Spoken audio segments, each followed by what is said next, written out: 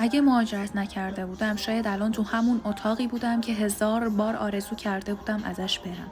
همون دیوارا، همون میز مطالعه. شاید هنوزم تو گروه واتساپ دانشجوی فلان دانشگاه پیامای بقیه رو میخوندم و فکر میکردم من به اینا تعلق ندارم، ولی به کجا تعلق دارم نمیدونم. شاید یه رشته‌ای رو میخوندم که واقعا انتخابش نکرده بودم. شاید هنوزم اون دختر ساکت منطقی منتظر بودم، منتظر این که یه روز خاص، یه نفر، یه فرصت، یه تلنگر بیاد نجاتم بده.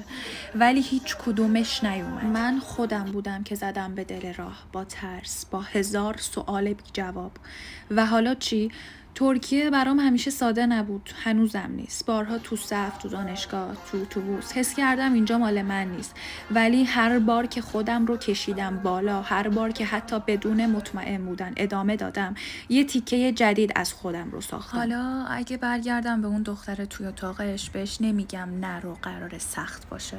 بهش میگم برو، چون همون سختیه که یه روز ازت یه کسی میسازه که حتی خودت هم نمیشناسی.